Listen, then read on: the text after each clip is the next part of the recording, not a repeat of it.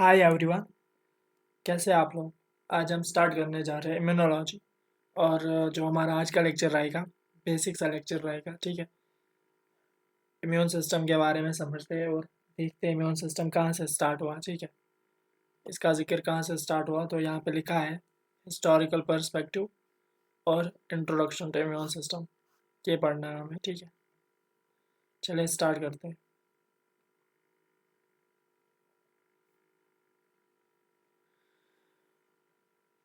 तो किससे हम स्टार्ट करेंगे? Immune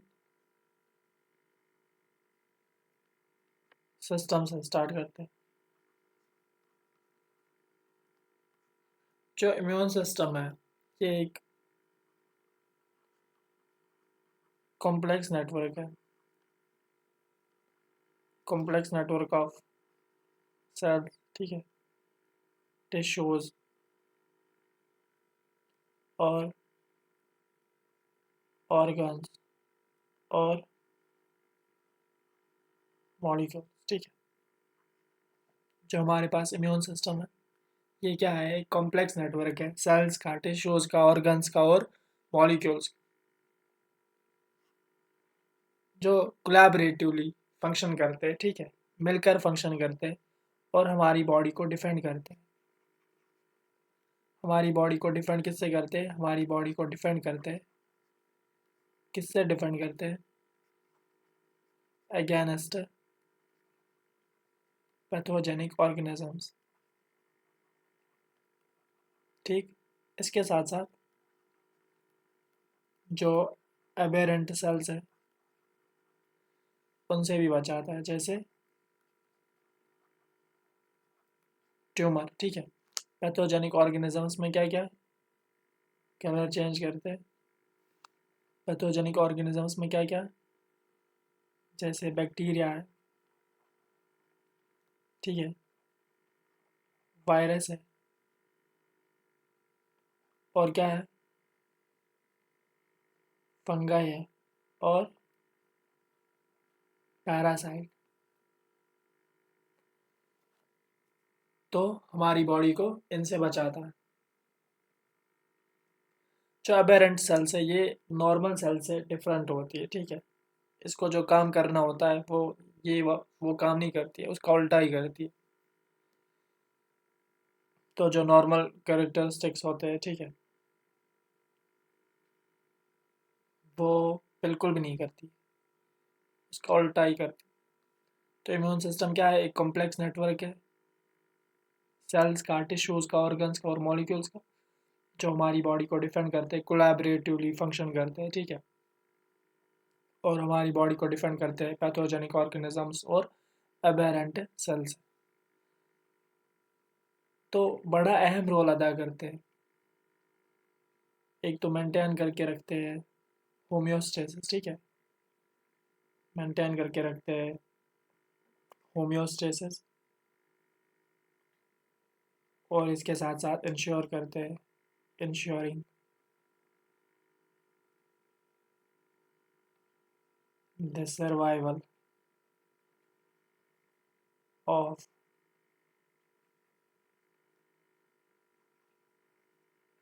multicellular organisms. ठीक है ना, कितना आसान है। इम्यून सिस्टम क्या है? कॉम्प्लेक्स नेटवर्क है सेल्स का, टिश्यूज का, ऑर्गन्स और मॉलिक्यूल्स का, जो हमारी बॉडी को डिफेंड करता है पैथोजेनिक ऑर्गेनिजम्स और एबेरेंट सेल्स है। इतना याद रखा, आसान है ना। अब एक और चीज़ याद रखो, जो स्टडी है इम्यून सिस्टम की, जो स्टडी है इम्यून सिस्टम की, उसे हम कहते हैं इम्यूनोलॉजी। इतना भी याद रखो।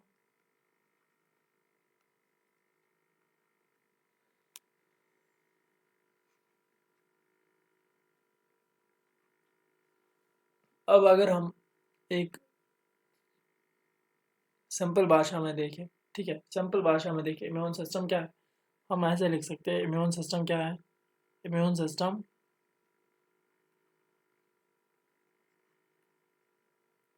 इम्यून सिस्टम क्या है? अगर कोई बताएगा इम्यून सिस्टम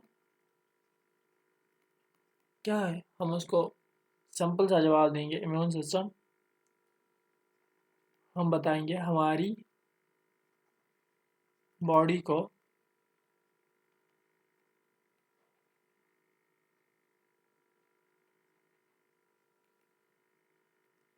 बीमारियों से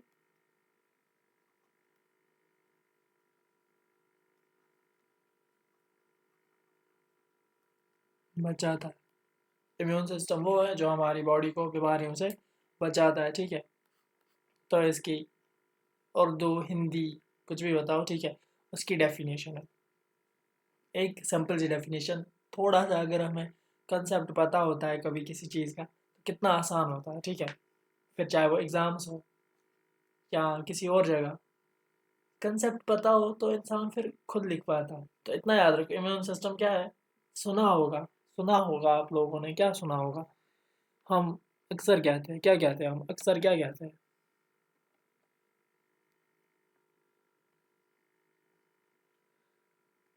हम क्या कहते हैं? हम अक्सर कहते हैं किसी को जो आपका इम्यून सिस्टम है वो वीक है। क्योंकि क्यों वीक कहते हैं हम उसको? अगर उसको डस्ट, ठीक है, डस्ट से जल्दी जल्दी उसको फ्लू होता है, या थ्रोट इन्फेक्शन होता है, ठीक है, गले में दर्द करता है, या पोलन एलर्जी, ठीक है, या वो अगर कभी कभी कोल्ड ड्रिंक, ठीक है, या आइसक्रीम, कुछ भी, ठीक है, वो इन चीज़ों से बीमार पड़ जाता है। तो हम उसे कहते हैं तुम्हारा इम्यून सिस्टम वीक है। उसका इम्यून सिस्टम जैसे काम करना चाहिए वैसा नहीं करता है, ठीक है, क्योंकि उसका इम्यून सिस्टम वीक होता है, तो वो जल्दी जल्दी बीमार पड़ जाता है। अब किसी का इम्यून सिस्टम स्ट्रांग होता है, ठीक है, और बड़ा अच्छा होता है, कुछ भी खाए कुछ होता ही नहीं है, क्योंकि उसका इम्यून सिस्टम स्ट्रांग होता है। तो इम्यून सिस्टम क्या है? अगर हम जनरल सी बात करें, इम्यून सिस्टम हमारी बॉडी को बीमारियों से बचाता है। आगे बढ़ते, बेसिक सा लेक्चर है ना। आगे बढ़ते हैं, हिस्टोरिकल बैकग्राउंड पढ़ते हैं, ठीक है। क्या पढ़ते हैं? हिस्टोरिकल बैकग्राउंड पढ़ते हैं। देखते हैं इम्यून सिस्टम का जिक्र कहाँ से स्टार्ट हुआ, किसने हमें बताया इम्यून सिस्टम के बारे में, ठीक है। पुरानी बातें, फिर कुछ साइंटिफिक में पढ़ते हैं, ठीक है। पहले पुरानी बात से स्टार्ट करते हैं। आ जाओ, 430 BC में जाते हैं। अब 430 BC में एक हिस्टोरियन था, ठीक है, एक ग्रीक हिस्टोरियन था, एक ग्रीक हिस्टोरियन था जिसका नाम क्या था? थूसीडाइडस, ठीक है, एक प्यारा सा नाम था, थूसीडाइडस।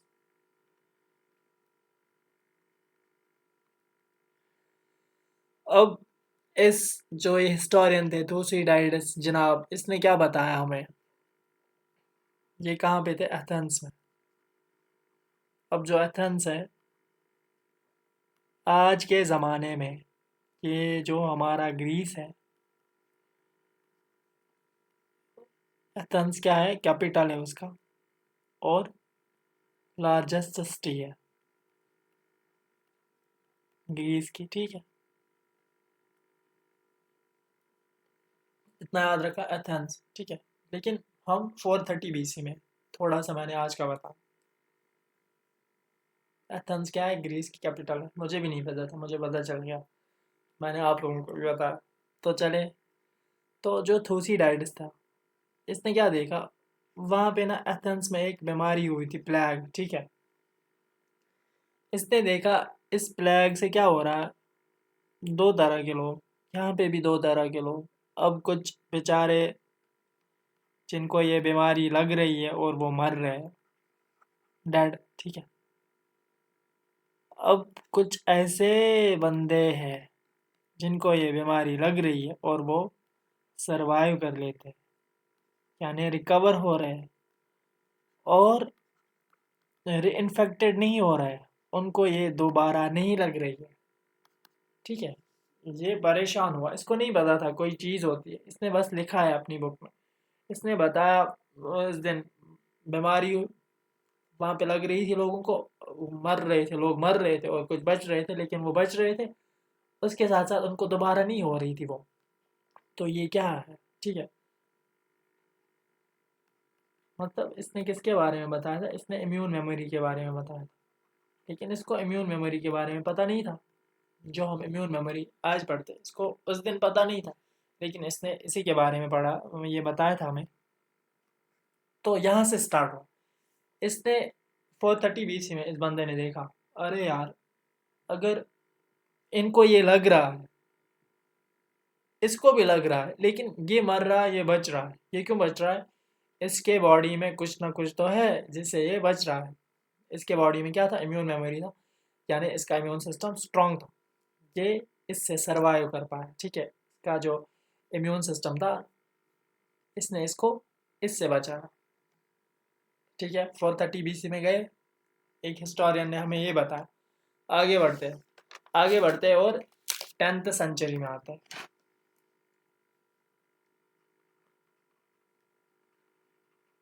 10th सेंचुरी में आते हैं, कहाँ आते हैं, चाइना और इंडिया में।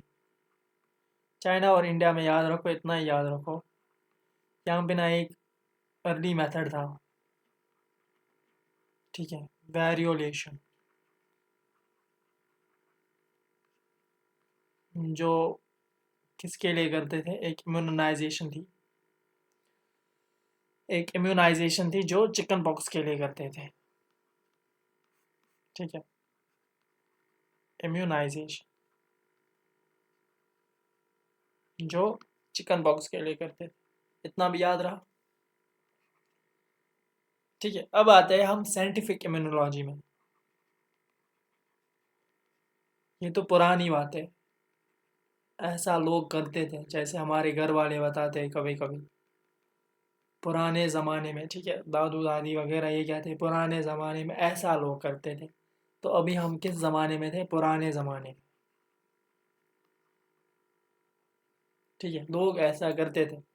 अब हम देखिए साइंटिफिक इम्यूनोलॉजी, जो साइंटिस्ट होता है, ठीक है, उन लोगों ने क्या किया, 1976 से स्टार्ट करते। एक थे हमारे पास जिनका नाम था एडवर्ड जेनर, ठीक है। अब इसकी कहानी सुनो। जो हमारे पास कौन थे, जो हमारे पास ये एडवर्ड जेनर थे, इसने क्या देखा, पहले इतना देखो, इसने देखा जिसको काउ पॉक्स है ना, उसको स्मॉल पॉक्स नहीं हो रहा, ठीक है। जिसको ये है उसको ये नहीं हो रहा, जिसको ये नहीं है उसको ये हो रहा, ठीक है। इंटरकनेक्ट कर रहे हो, मैं बता रहा हूँ, जिसको काउ पॉक्स है ना, काउ पॉक्स क्या है, एक माइल्ड डिजीज है जो गाय में होती है, ठीक है। जिसको ये है उसको ये नहीं हो रहा, अब जिसको ये नहीं है उसको ये हो रहा। और जो स्मॉल पॉक्स है, ये बड़ी खतरनाक डिजीज है, डेडली डिजीज है, ठीक है। अब देखो इसने क्या देखा, इसने ये कहाँ से ऑब्जर्व किया, इसको कहाँ से पता चला, ये भी कुछ बात है, ये क्या बात है, काउ पॉक्स जिसको है उसको स्मॉल पॉक्स नहीं हो रहा। इसने क्या किया, इसको जो इसकी मिल्क मेड थी, ठीक है, जिसको काउ पॉक्स था, जो मैंने बताया माइल्ड डिजीज है जो काउज में होती है, ठीक है। इसने बताया ये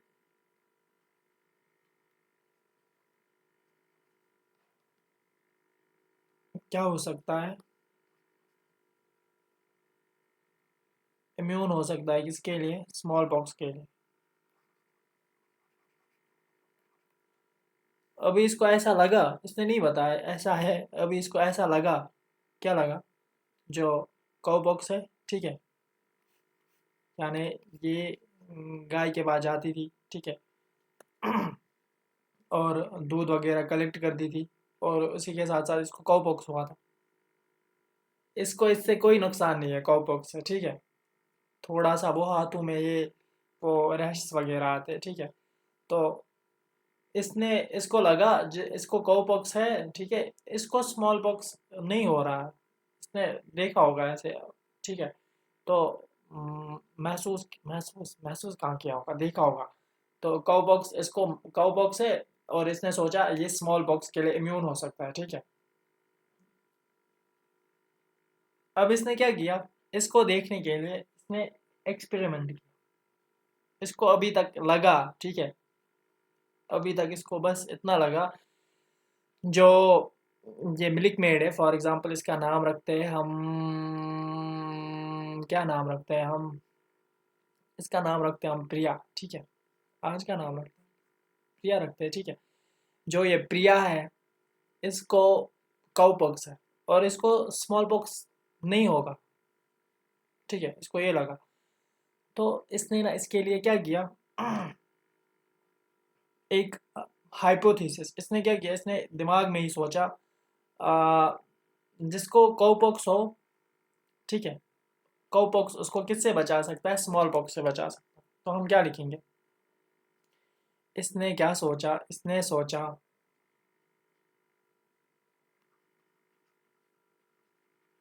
exposure to cowpox could protect against smallpox,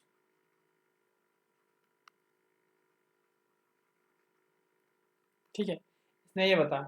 इसने बताया जो हमारे पास है मिल्क मेड है, जिसका नाम हमने प्रिया रखा, ठीक है,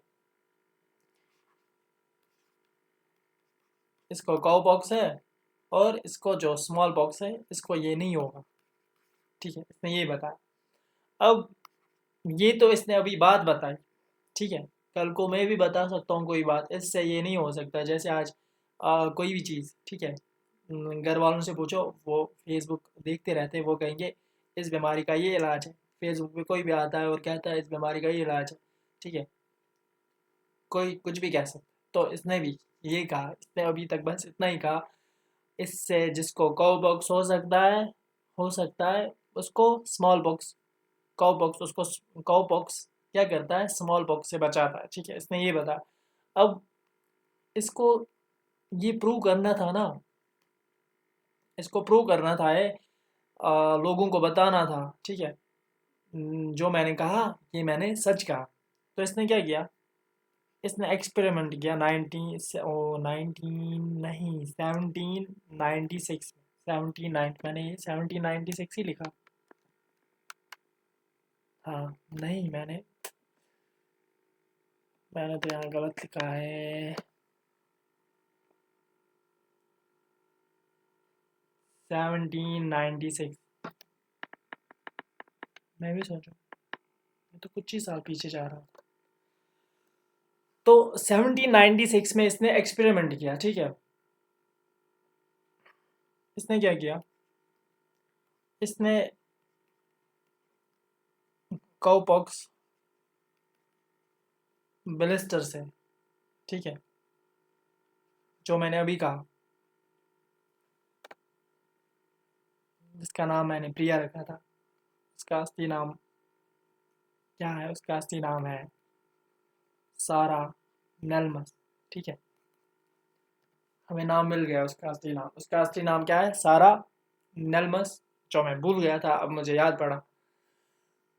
तो एक्सपेरिमेंट इसने किया, इसने काउपॉक्स ब्लिस्टर से एक, ठीक है, एक बस लिया, जो ये मिल्क मेड थी सारा नेल्मस, और इसको इनोकुलेट किया एक 8 ईयर बॉय में, जिसका नाम था जेम्स फिप्स, ठीक है। तो इसने अब क्या किया, इसने अभी तक इतना ही बताया था, जो काउ बॉक्स है उससे स्मॉल बॉक्स नहीं हो सकता। अब इसने जो ये मिल्क मेड थी सारा नेल्मस, इसने इसके जो ब्लिस्टर था, काउ बॉक्स ब्लिस्टर, उससे 10 सेल निकाली, ठीक है, और इसको इनोकुलेट किया, किसमें, एक 8 ईयर बॉय में, जिसका नाम था जेमस फिफस। तो रिजल्ट क्या मिला, तो क्या रिजल्ट मिला यहाँ पे,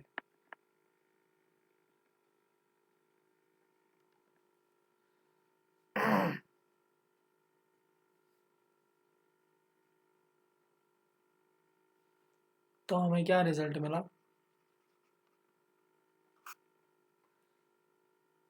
जो ये जेम्स था, ठीक है, जो ये जेम्स फिफ्थ था, इसको पहले पहले क्या हुआ, माइल्ड फीवर और इसके साथ साथ कुछ डिस्कम्फर्ट, सम डिस्कम्फर्ट, लेकिन फिर ये क्विकली रिकवर हुआ।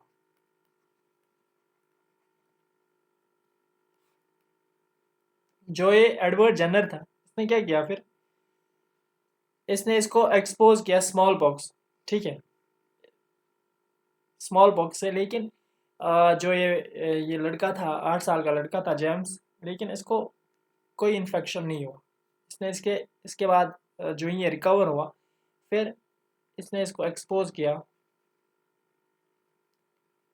एक्सपोजर टू स्मॉल पॉक्स, ठीक है, और जो ये लड़का था showed no science of infection. तो जो इसकी कही हुई बात थी वो क्या निकली, वो सच निकली, यानी जो इसने बताया वो क्या था, सच था।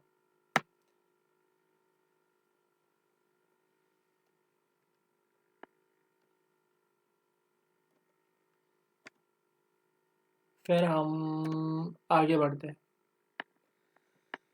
आगे बढ़ने से पहले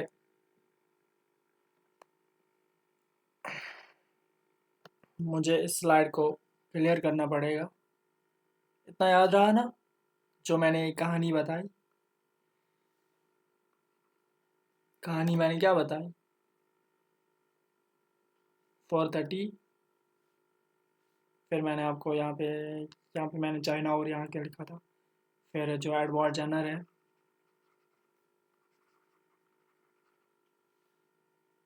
1796 में, इसने बताया, यहाँ पे शॉर्ट शॉर्ट लिखते हैं, जिसको काउ पॉक्स हो उसको स्मॉल पॉक्स नहीं होगा, ठीक है। और फिर मैंने आपको बताया वो एक्सपेरिमेंट इसने क्या किया। अब 1876 में आते हैं। 1876 में एक थे हमारे पास, जिसका नाम था रॉबर्ट कोच। इसका नाम क्या था, Robert Koch.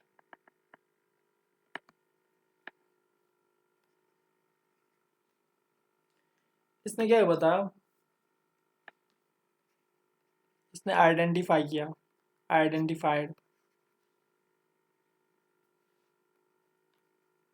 The germ theory of disease, ठीक है, बाय डिस्कवरिंग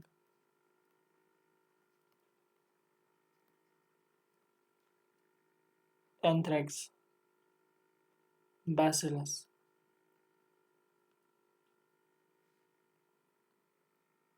तो जो हमारे पास रॉबर्ट कोच थे, इसने आइडेंटिफाई क्या किया, जर्म थ्योरी ऑफ डिजीज। इसने एंथ्रेक्स बैसिलस को डिस्कवर किया और उसी के साथ साथ आइडेंटिफाई किया जर्म थ्योरी ऑफ डिजीज को। इसने हमें क्या बताया, जो स्पेसिफिक माइक्रोब्स है वो कॉज करते हैं स्पेसिफिक डिजीज को, ठीक है। फिर इसके बाद आए हमारे पास 1880s में, फिर हमारे पास 1880s में कौन आए, लॉइस पास्चर, ठीक है। जो लॉइस पास्चर थे, इसने हमें क्या बताया, लॉइस पास्चर जो थे, इसने हमें बताया, इसने वैक्सीन को डेवलप किया, ठीक है, डेवलपर वैक्सीन्स, इसके लिए कॉलरा के साथ साथ एंथ्रेक्स के लिए, जिस एंथ्रेक्स को रॉबर्ट कोच ने आइडेंटिफाई किया यानी डिस्कवर किया, उसके लिए लॉइस पर्चर ने वैक्सीन डेवलप किया, इसके साथ साथ रेबीज़ के लिए, ठीक है, और इंट्रोड्यूस किया,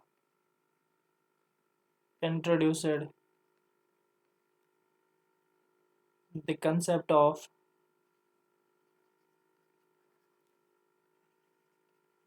एटीन्यूएशन, ठीक है।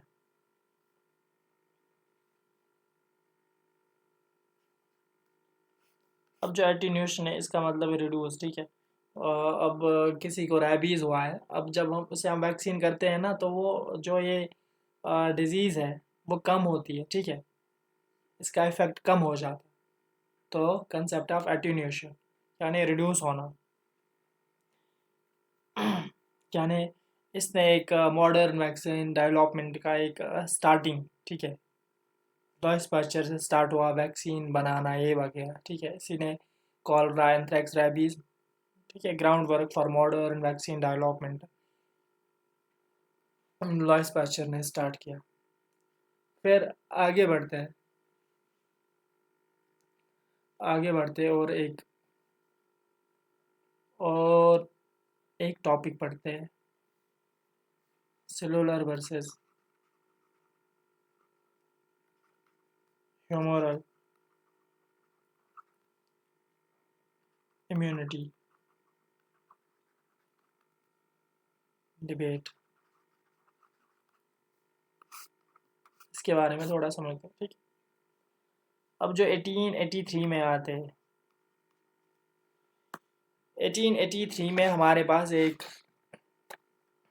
थे जिनका नाम था एली, ठीक है, एली मेजनिकोफ।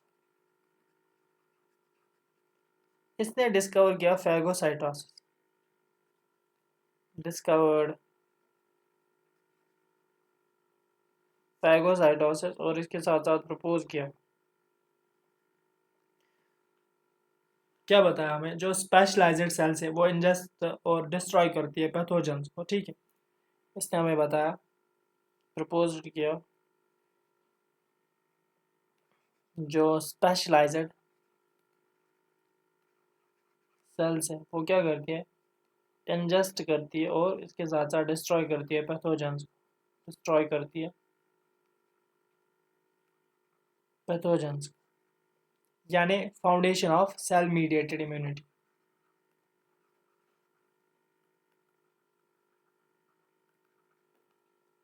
ठीक है। 1883 में एक एली मैचनिकॉफ थी जिसने डिस्कवर किया फैगोसाइटोसिस, उसके साथ साथ हमें बताया जो स्पेशलाइज्ड सेल्स है वो एक तो इंजेस्ट और डिस्ट्रॉय करती है पैथोजेंस को, यानी एक फाउंडेशन दी किसकी, सेल मीडिएटेड इम्यूनिटी की। फिर इससे आगे बढ़ते हैं, एक और थे हमारे पास 1890 में, जिसका नाम था एमिल वॉन बैरिंग, ठीक है। इसके साथ साथ थे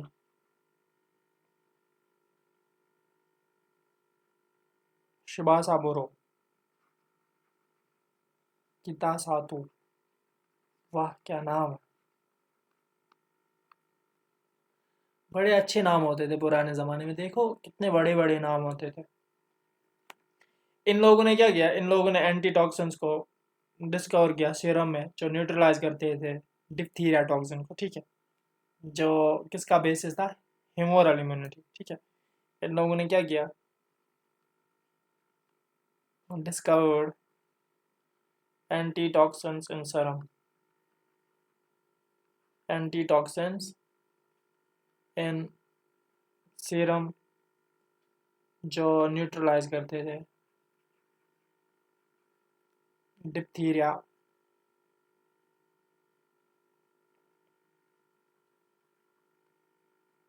टॉक्सिन को, ठीक, ह्यूमरल इम्यूनिटी की बेसिस ऑफ ह्यूमरल इम्यूनिटी।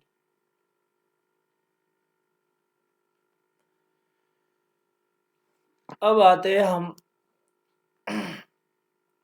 एक और डिस्कवरी पे, मॉलिक्यूलर इम्यूनोलॉजी।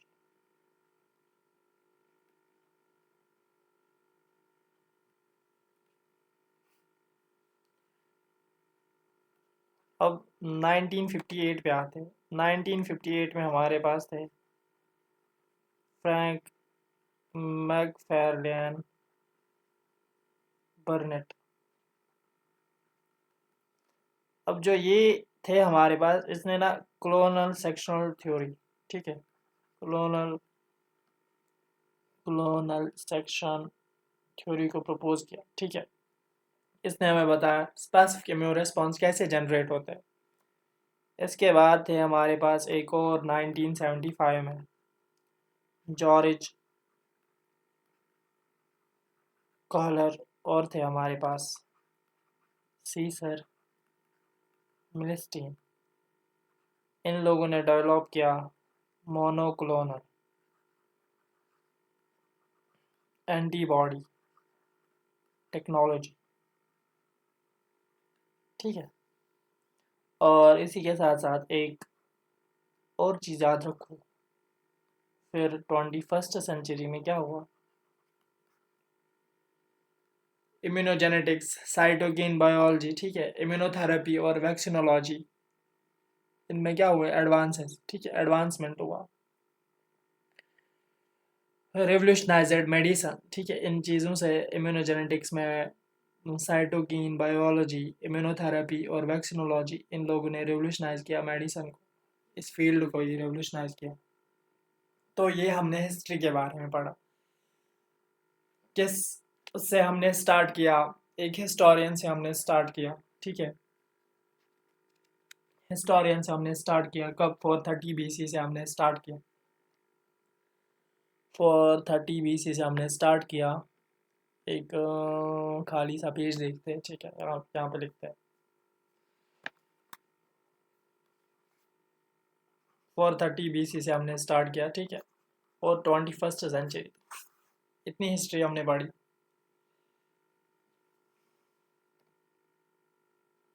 बोर तो नहीं हुआ?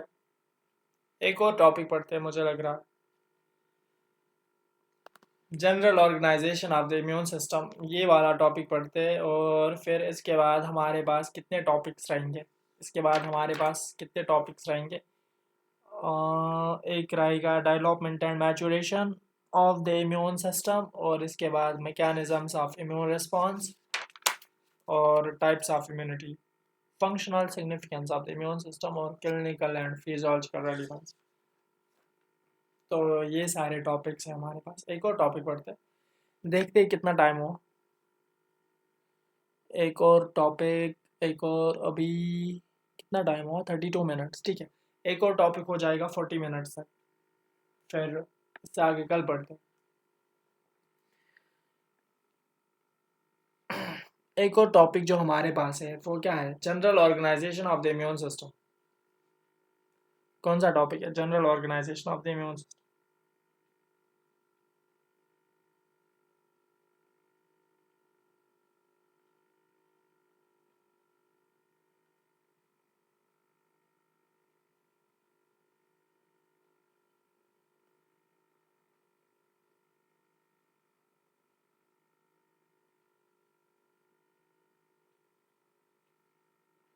कहाँ गया, अभी हमारे पास इतने सारे स्लाइड।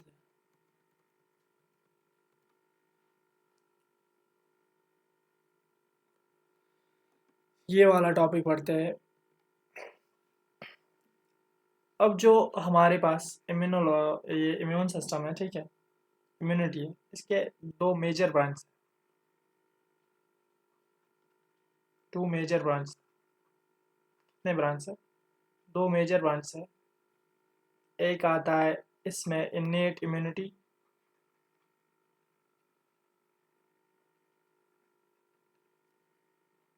एक क्या आता है इन्नेट इम्यूनिटी, जिसे हम नेटिव इम्यूनिटी भी कहते हैं, या हम कहते हैं नेचुरल इम्यूनिटी, क्या हम कहते हैं नेचुरल इम्यूनिटी, ठीक है।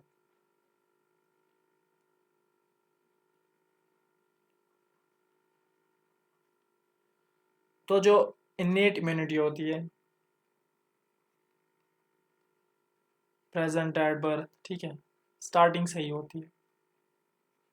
एक तरफ से बच्चा पैदा होता है, दूसरी तरफ से ये होती है, ठीक है, मतलब स्टार्टिंग से ही होती है, नॉन स्पेसिफिक होती है और इमीडिएट होती है। नॉन स्पेसिफिक और इमीडिएट यानी जल्दी जल्दी, ठीक है, और फर्स्ट लाइन ऑफ डिफेंस है।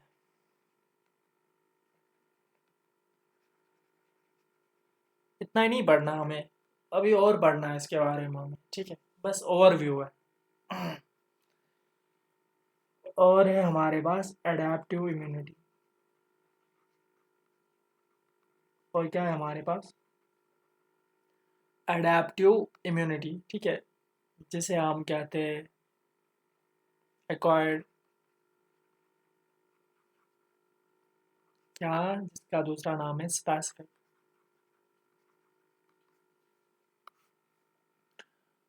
तो ये वाली इम्यूनिटी जो होती है, डायलॉप्स आफ्टर एक्सपोजर,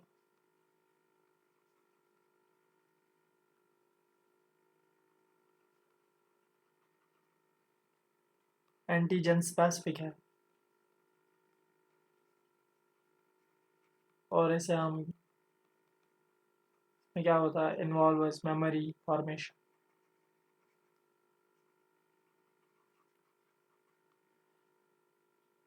ठीक है, ये दो मेजर ब्रांच है इम्यूनिटी के। आगे देखो, अब मेजर कंपोनेंट्स देखो।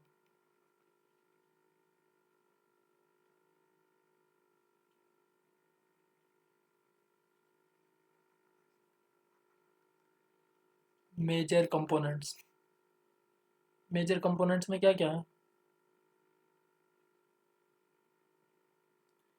एक तो सेल्स आती है, ठीक है, सेल्स में क्या है? डब्ल्यू बी सी यानी ल्यूकोसाइट्स।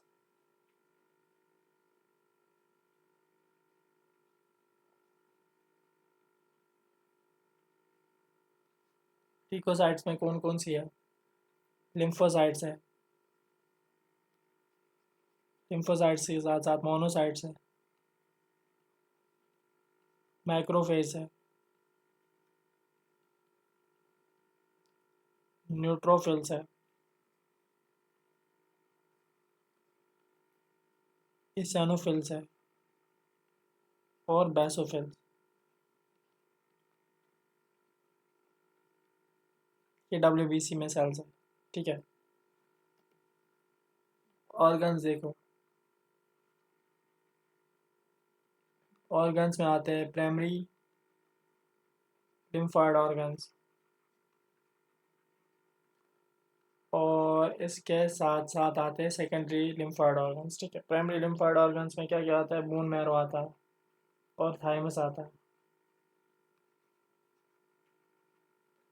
और जो हमारे पास सेकेंडरी लिम्फॉइड ऑर्गन्स है, उसमें क्या आते हैं? स्प्लीन आता है, लिम्फ नोड्स आते हैं, इसके साथ साथ टॉन्सल्स आते हैं, और पेयर्स पैड्स। ये किस में आते हैं? सेकेंडरी लिम्फॉइड ऑर्गन्स में ये चीज़ें आती है, ठीक है। और मॉलिक्यूल्स है हमारे पास, जिसमें एंटीबॉडीज, साइटोकाइनेस, कीमोकाइनेस, और आता है कॉम्प्लीमेंट प्रोटीन,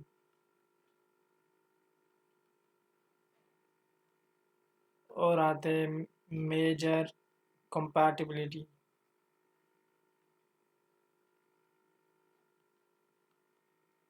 कॉम्प्लेक्स, यानी एम।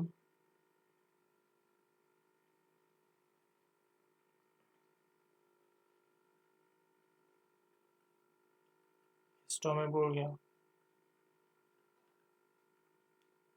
यानी एम एच सी मॉलिक्यूल्स, ठीक है। मेजर हिस्टो कंपैटिबिलिटी कॉम्प्लेक्स यानी एम एच सी मॉलिक्यूल। तो ये रहे हमारे आज के topics, development and maturation of immune system. कल बढ़ते हैं, वरना लंबा हो जाएगा class. Mechanisms of immune system भी कल कवर करते हैं, टाइप्स ऑफ इम्यूनिटी, और functional significance of the immune system. ये चार टॉपिक्स हम कल आराम से पढ़ते हैं। और एक और टॉपिक है, क्लिनिकल एंड फिजियोलॉजिकल रेलिवेंस, इसे भी पढ़ लेते हैं। और ये रही हमारी थैंक यू स्लाइड।